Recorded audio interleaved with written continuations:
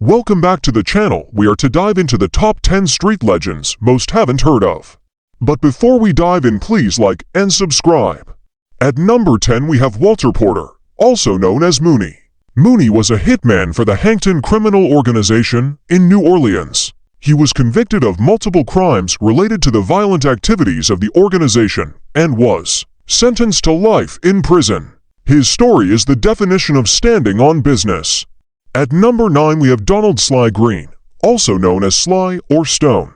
Sly was a prominent figure in the Buffalo, New York, drug trade in the 1980s and 1990s. He was the founder of the LA Boys criminal organization. His influence was felt throughout the city. He was eventually convicted of racketeering and narcotics charges. His story has become an infamous part of Buffalo's history. At number 8 we have Tommy Montana Mickens. From drug kingpin to senior aerobics instructor, that's quite a shift. But it just goes to show that no one's story is ever fully written. Tommy Mickens was once one of the most notorious drug lords in Queens, New York. Tommy went by the nickname Tony Montana in reference to the protagonist of the movie Scarface. Now, it seems he's found a new calling in helping seniors stay fit and healthy. It's fascinating to see how people can reinvent themselves after leading such a different life in the past. At number 7 we have Howard Pappy Mason. He was a Brooklyn-born drug trafficker and organized crime figure who ran the Bebos gang in the 1980s. Mason was known for his violent nature and partnership with Lorenzo Fat Cat Nichols in the notorious Supreme Team, which operated in the Jamaica neighborhood of Queens, New York. Mason's story is a fascinating and dark tale of the violent underbelly of the drug trade in 1980s New York. At number 6 we have Michael Harrio Harris. Harrio is a figure who had a major impact on the gang scene in 1980s South Central LA. His involvement with gangs like the Bloods and Crips and his connections to the Colombian cartel. This made him a major player in the drug trade at the time. It's quite a story to hear about someone who had such a powerful influence in that environment. It's no wonder Snoop Dogg recognized the significance of his life story. It's an interesting look into the often interconnected worlds of hip-hop, organized crime, and American politics. At number 5 we have Big Ike, or Isaac Hicks Sr. Big Ike was a powerful figure in the Miami drug trade during the 1980s. His story is fascinating. He was one of the city's most notorious kingpins during that time. It's impressive how he was able to evade law enforcement for so long. Although it seems he was eventually caught due to a housemate who betrayed him. His life and story clearly had a big impact on Miami's drug scene.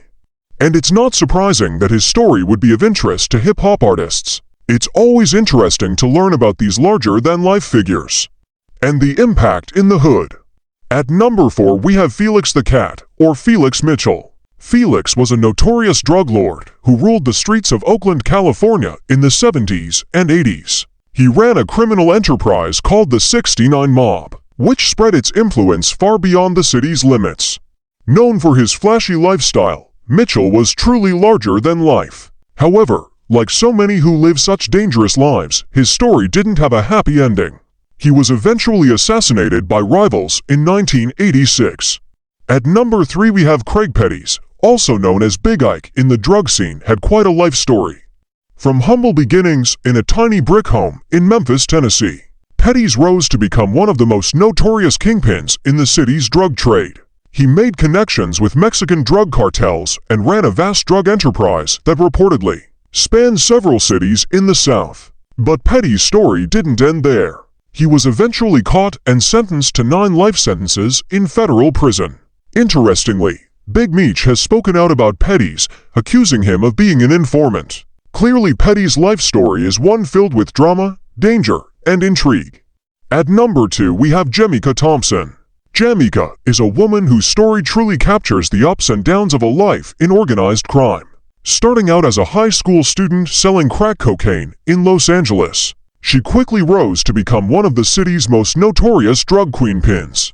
Her wealth and influence were immense, but her success didn't come without a price. Her partner was killed in a gang-related shooting, and Thompson herself was eventually arrested and sentenced to 15 years in prison.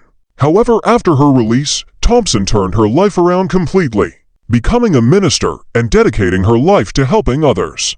Before we get to number 1, please like and subscribe. At number 1 we have Eric Smith, or E Moneybags as he was known on the streets. E Moneybags had a life story that was both tragic and fascinating. Starting out as a young man in the mean streets of Brooklyn, he quickly became involved in a variety of illegal activities, from drug dealing to extortion to murder. His reputation as a hardened criminal made him both feared and respected in the neighborhood. He got involved in a beef with the Supreme Team after the death of Black Jus. E Moneybags was then murdered with the hit being recorded. His story is a crazy one, but E Moneybags is a legend to the streets of New York, and a standard for street guys.